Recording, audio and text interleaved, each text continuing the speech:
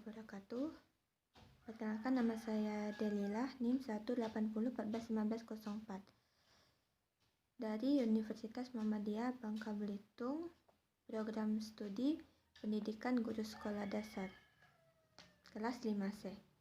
Nah, di sini saya akan menjawab pertanyaan yang berupa, berikan pendapat tentang keberlangsungan dunia pendidikan jika pandemi COVID-19 belum berakhir dan pembelajaran harus tetap dilaksanakan. Kebijakan-kebijakan apa yang seharusnya ditempuh supaya pembelajaran terlaksanakan dengan baik? Nah, di sini pertama-tama dalam keberlangsungan dunia pendidikan jika pandemi COVID-19 belum berakhir. Kita semua tahu bahwa COVID-19 ini sangatlah berdampak pada kehidupan sehari-hari, baik itu dalam segi ekonomi, politik, sosial maupun pendidikan. Nah, di dalam pendidikan ini,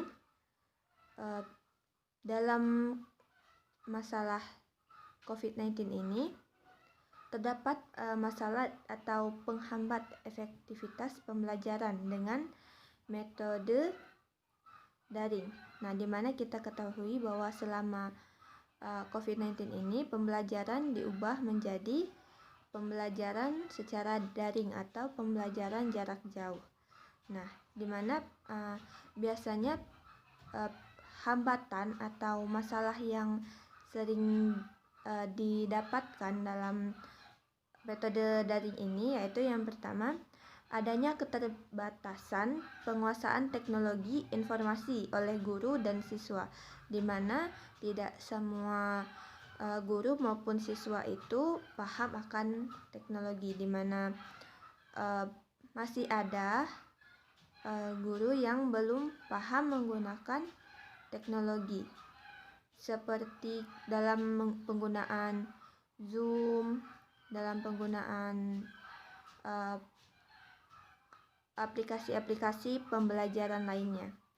Begitu juga dengan siswa, di mana tidak semua siswa mengerti bagaimana menggunakan teknologi atau aplikasi-aplikasi web-web yang berkenaan dengan teknologi dan atau berkenaan dengan pembelajaran. Nah, yang kedua yaitu sarana dan prasarana yang kurang memadai, di mana kita ketahui bahwa tidak semua siswa itu memiliki seperti teknologi atau sarana dan prasarananya seperti handphone, laptop. Itu tidak semua siswa memilikinya. Nah, kemudian akses internet yang terbatas. Nah, ini biasanya kendala ini yang paling banyak dihadapi ya, karena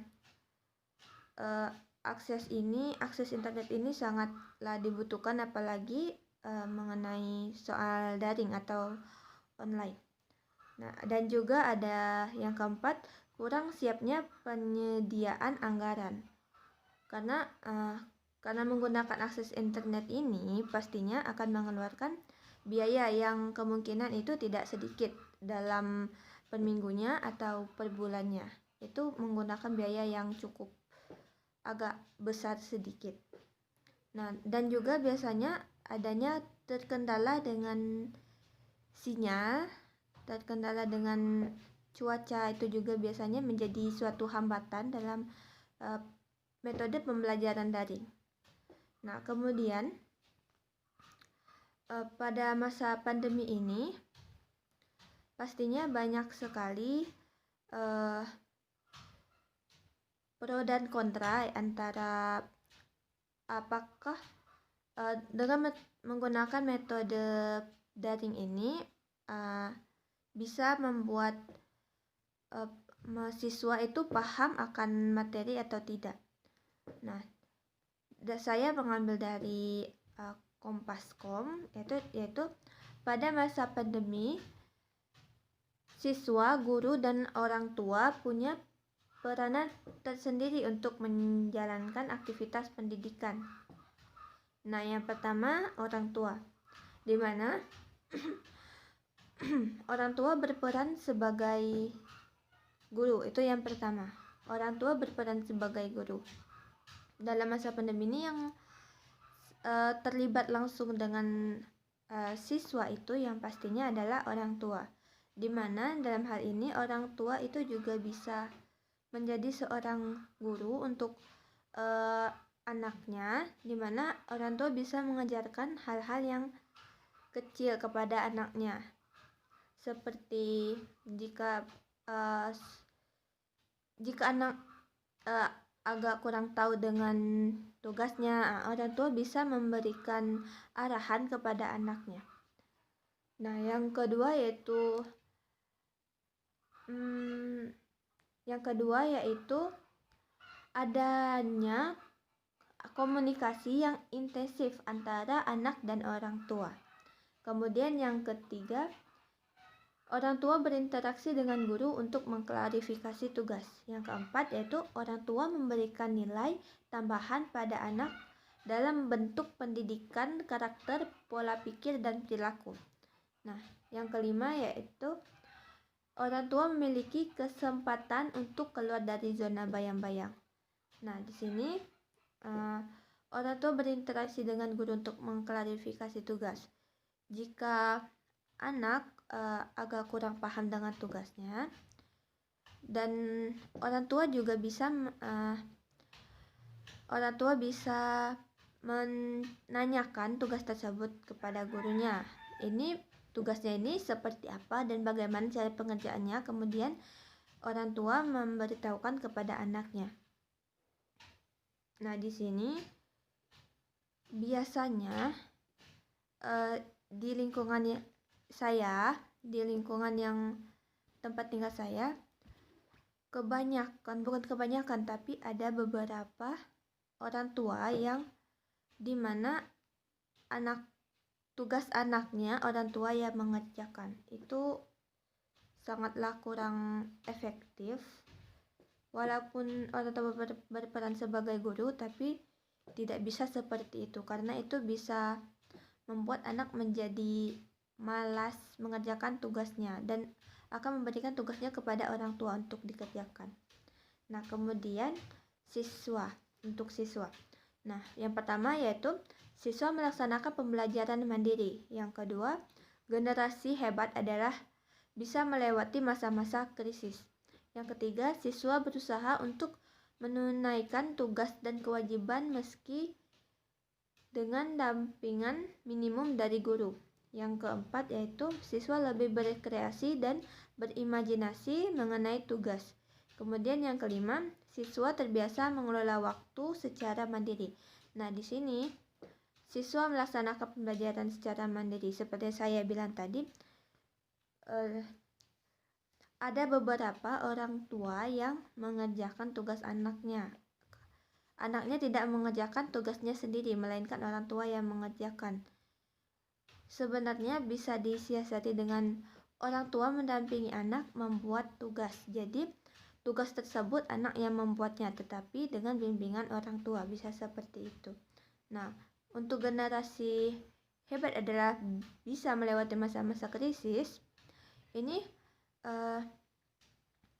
kita mengetahui bahwa sekarang ini sudah adalah era globalisasi yang sangat modern, di mana sekarang sudah bisa disebut generasi abad ke-21, generasi Alpha. Nah, di mana kedepannya anak-anak akan melewati masa-masa di mana harus berpikiran dengan kritis. Nah, dengan begitu dalam pembelajaran daring ini, anak bisa diajarkan atau belajar bagaimana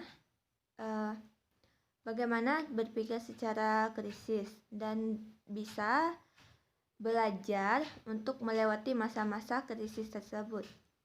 Nah, kemudian siswa berusaha untuk menunaikan tugas dan kewajiban meski dengan pendampingan minimum guru. Ini di mana siswa bisa mengerjakan tugasnya dengan dampingan minimum guru itu seperti jika siswa kurang memahami dalam tugas tersebut, bisa meminta ajar kepada gurunya atau meminta bantuan kepada gurunya.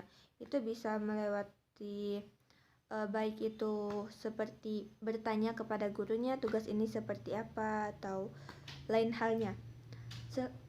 Kemudian siswa terbiasa mengelola waktu secara mandiri karena biasanya tugas dari daring itu biasanya penuh akan tugas. Nah, dalam hal ini siswa bisa belajar mengelola waktunya secara mandiri. Nah, kemudian untuk guru. Yang pertama yaitu guru mengkonfirmasi kemajuan siswa bisa lewat medsos atau media sosial. Yang kedua yaitu guru memberikan materi yang penting sebagai bekal siswa. Yang ketiga, guru berusaha untuk beradaptasi dengan teknologi. Yang keempat, guru memutar otak untuk membangun suasana keterikatan maksimum dengan siswa. Yang kelima, guru mengembangkan dirinya. Yang keenam, guru aktif dan mencari sumber belajar. Yang terakhir yaitu guru semakin terbuka pikirannya terhadap kemudahan teknologi. Nah, di sini guru mengkonfirmasi kemajuan siswa bisa lewat media sosial. Nah, di sini guru bisa mengkonfirmasi kemajuan siswa kepada orang tua melalui seperti WhatsApp atau melalui aplikasi-aplikasi atau bisa melalui telepon dengan orang tua atau melalui Zoom. Ini kemajuan siswa bisa melalui Zoom per kelas seperti itu. Jadi guru bisa memberikan informasi kepada orang tua mengenai kemajuan anak mereka. Nah, kemudian guru memberikan materi yang penting, di mana guru bisa memberikan seperti video animasi atau video pembelajaran kepada siswanya, atau juga bisa berupa file tapi yang bisa dimengerti oleh siswanya. Nah, kemudian guru berusaha untuk beradaptasi dengan teknologi, di mana guru untuk saat ini harus bisa menggunakan teknologi itu, pastinya harus, karena sekarang ini semuanya berbasis dengan teknologi, dan jika kita kurang menggunakan teknologi, kita bisa tertinggal dengan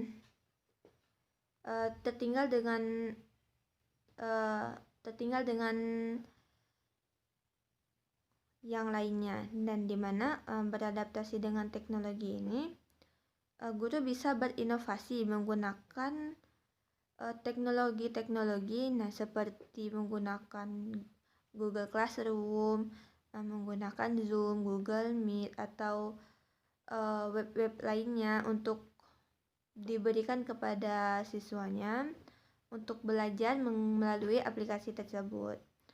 Nah, kemudian guru memutar otak untuk membangun suasana keterikatan maksimum dengan siswa. Ini bagaimana seorang guru bisa membuat keterikatan atau ketertarikan ke siswa untuk belajar melalui daring tersebut. Nah, kemudian guru aktif dan mencari sumber belajar.